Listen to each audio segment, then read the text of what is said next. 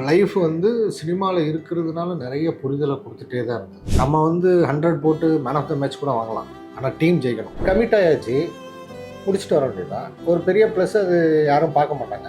ஒரு நேர்மையான ஒரு இன்னசென்டான ஒரு ஆள் ஏமாந்தா எப்படி ஒரு பெயினை வெளிப்படுத்தும், அப்படி காட்டுங்க. சேதுனால மட்டும்தான் அது பண்ண முடியுதுன்னு நினைக்கிறேன். இல்லைன்னா அந்த சீன் அவ்வளோ நல்லா வந்திருக்காரு. இந்த குரு சிஷனில் எங்கள் அடி ஓகே நெக்ஸ்ட் அப்படிங்கிற அந்த மாதிரியெல்லாம் பண்ண முடியாது. இங்கே மிதிச்சே ஆகணும், மிதிச்சிரு அப்படியா அப்படின்னு ஒரு மிதி விட்டாப்புல.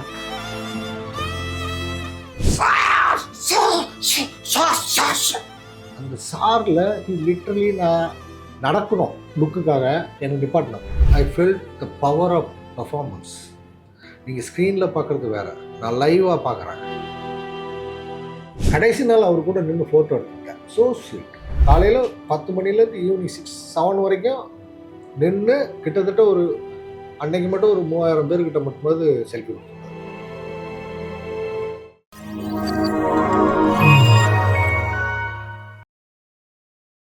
வணக்கம், நீங்க பார்த்துட்டு இருக்கிறது டேக் ஒன் தமிழ். நான் உங்கள் விஜய் பிராணேஷ். இன்னைக்கு என் கூட இருக்க ஒரு ஸ்பெஷல் கெஸ்ட் யாரு அப்படின்னு பார்த்தீங்கன்னா, இவர் வந்து நிறைய கேரக்டர் ரோல்ஸ்ல நம்ம பார்த்துருப்போம். மெயினாக இவரோட ரோல்ஸ் மூலியமா நம்மளை சிரிக்க வச்சிருக்காரு, யோசிக்க வச்சிருக்காரு, சில சமயம் இவரையே திட்டவும் வச்சிருக்காரு. என் கூட இன்னைக்கு இருக்கிற ஸ்பெஷல் கெஸ்ட் யாரு அப்படின்னு பார்த்தீங்கன்னா, நம்ம எல்லாருமே பக்ஸ்ன்னு செல்லமா கூப்பிடுற பகவதி பெருமாள் சார் தான் இருக்காரு. அவர்கிட்ட தான் நிறைய விஷயங்கள் பேச போறோம். வாங்க பேசலாம். வணக்கம் சார். வணக்கம். இந்த ஒரு ஜேர்னியாக தான் நான் ஃபர்ஸ்ட் பேச ஆரம்பிக்கணும்னு நினைக்கிறேன். பிஃபோர் கம்மிங் டு ஆக்டிங் அப்படிங்க வந்து பார்த்தீங்கன்னா, நீங்கள் ஒரு அசிஸ்டன்ட் டைரக்டராக இருந்திருக்கீங்க. ஸோ அந்த ஜேர்னி டு ஆக்டிங் ஆக்சுவலி எப்படி இருக்கும்? டைரக்ஷன் பண்ணணும்னு சொல்லிட்டு அசிஸ்டன்ட் டைரக்டராக முதல்ல நான் ஜாயின் பண்ணது வந்து ஒரு கன்னட படத்தில். ஆனால் அந்த படத்தோட டைரக்டர் வந்து தமிழ் டைரக்டர் கார்த்திக் ரகுநாத் சார் ஒரு பேர். ஸோ அவங்ககிட்ட ஒர்க் பண்ணிவிட்டு அதுக்கப்புறம் நான் கௌதம் சார்கிட்ட காக்க ஒர்க் பண்ணேன். அதுக்கப்புறம் ஜில்லுன்னு ஒரு காதல். ஸோ லைஃப் வந்து சினிமாவில் இருக்கிறதுனால நிறைய புரிதலை கொடுத்துட்டே தான் இருந்தது. அது ஒரு பிளெஸ்ஸிங் தான் எப்போவுமே. இதே ஒரு சாஃப்ட்வேர் இன்ஜினியராகவோ இருந்தால்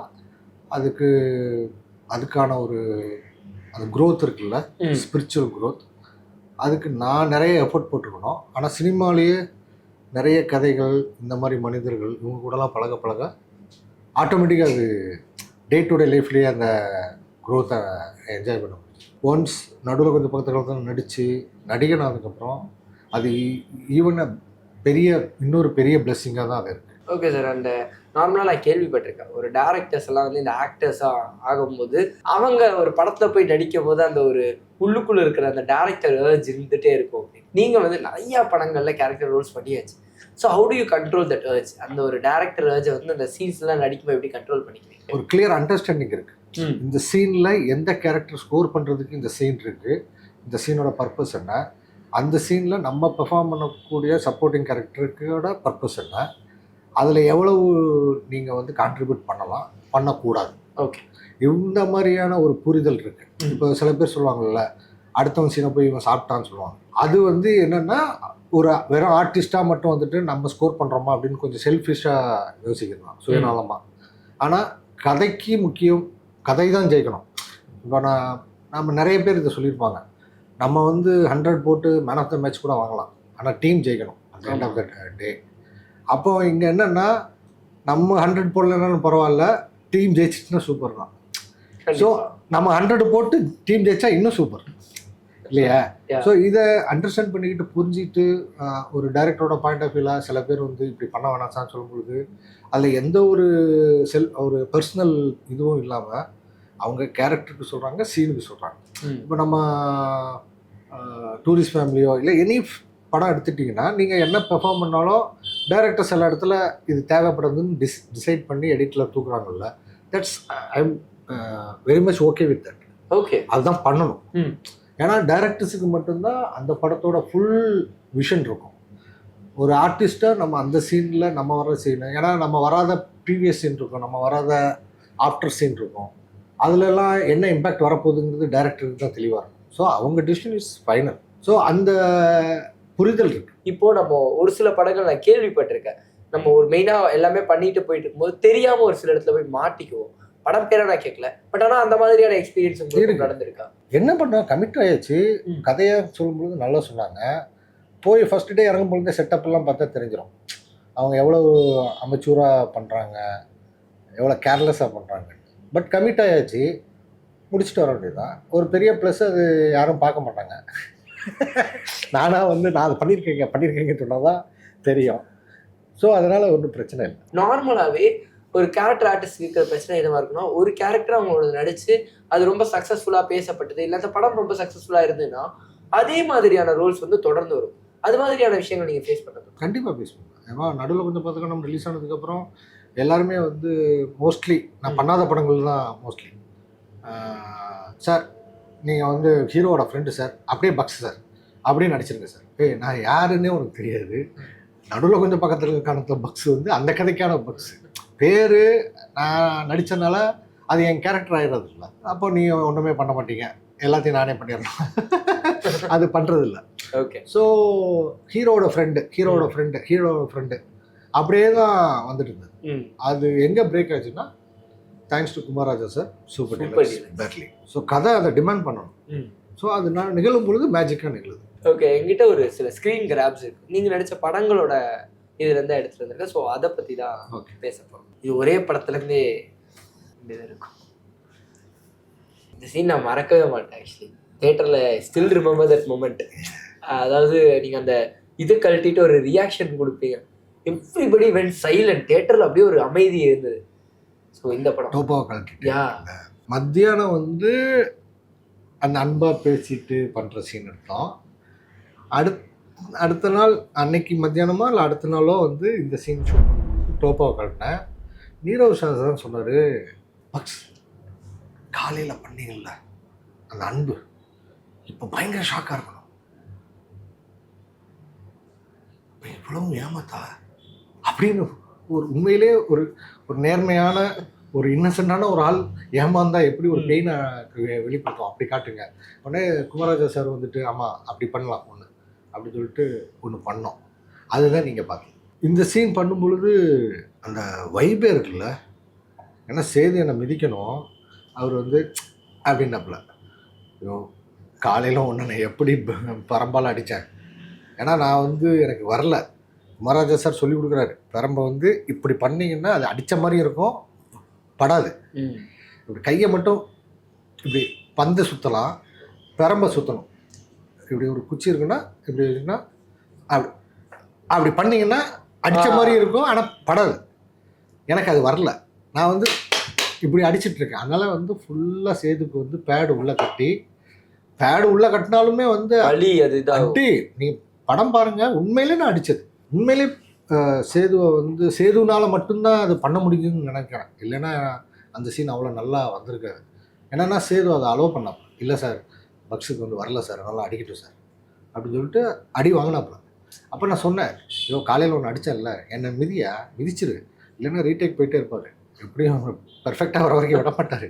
நீ இப்படி அப்படி இந்த குரு சிஷனில் எங்கள் அடி அப்படின்னு ஓகே நெக்ஸ்ட் அப்படிங்கிற அந்த மாதிரியெல்லாம் பண்ண முடியாது, இங்கே மிதிச்சே ஆகணும், மிதிச்சிரு அப்படியா அப்படின்னு ஒரு மிதி மித்தாப்புல போய் விழுந்து அந்த வாலில் மோதி கீழே விழுந்ததில் பேண்ட் கிழிஞ்சிச்சு. அந்த அளவுக்கு ஒரு பெரிய மிதி. Everybody was shocked. வந்து ஏதாச்சும் ஏன்னா அவ்வளோ ஃபோர்ஸாக இருந்துச்சு.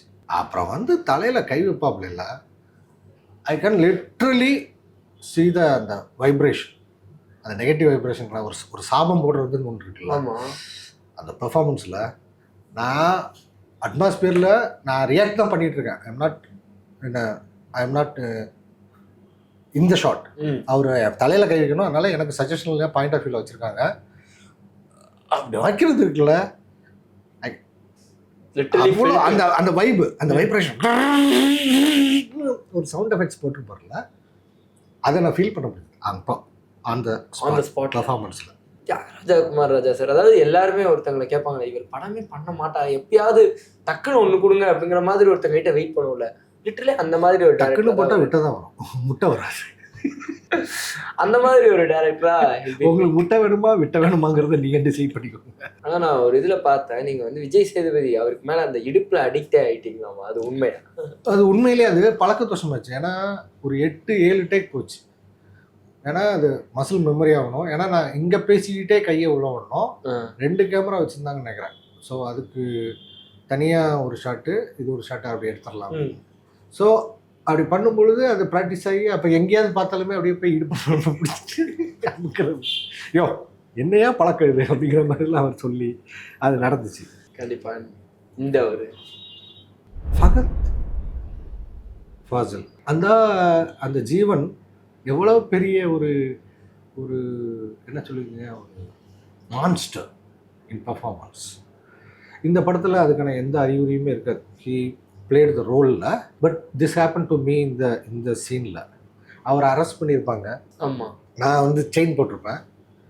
அவருக்கு அப்போ என்னை ஸ்டாப் பண்ணுறதுக்கு ஒரே டைலாக் தான், sir sir sir sir sir sir. So என்னோட ஷாட் எடுத்துட்டாங்க, சமந்தாவோட ரியாக்ஷன் எடுத்துட்டாங்க. இப்போ அவரோட க்ளோஸு. ஆனால் லுக்குக்காக சாமியை அங்கே உட்கார வச்சுட்டாங்க, என்னையும் நடக்க சொல்கிறாங்க. நான் சும்மா டைலாக்கை பேசிக்கிட்டே நடக்கணும். அவருக்கு தான் இப்போ க்ளோஸ். அவர் வந்து டேக் ஆக்ஷன்,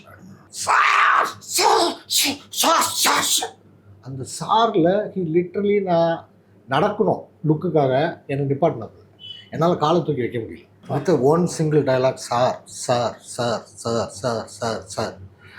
நான் காலை தூக்கி இப்படி வைக்கணும், என்னால் காலை தூக்க முடியல. அவர் என்னை ஸ்டாப் பண்ணுறார் த்ரூ வேர்ட்ஸ். Magician, monster. அப்போ தான் I feeled the power of performance. நீங்கள் ஸ்க்ரீனில் பார்க்குறது வேறு, நான் லைவாக பார்க்குறேன். எனக்கு கொடுக்கப்பட்ட வேலை, நீ டைலாக் சொல்கிறியோ இல்லையோ அந்த பேஸில் ரிதத்தில் நடந்து போயிடணும். அதை பண்ண முடியல, இருந்தாலும் நிப்பாட்டுறாப்புல.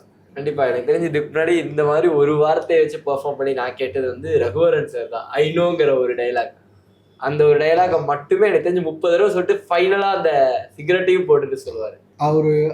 அதனால தான் அவர் என்ன படம் பண்ணாலுமே நான் பார்த்துருவேன். அண்டு இந்த சீக்வன்ஸ் மட்டும் 6 நாள் ஷூட் பண்ணோம். இதை பண்ணி முடிக்கும் பொழுது தெரிஞ்சிச்சு இதுக்கப்புறம் டப்பிங் மட்டும்தான் வந்துட்டோம்டா.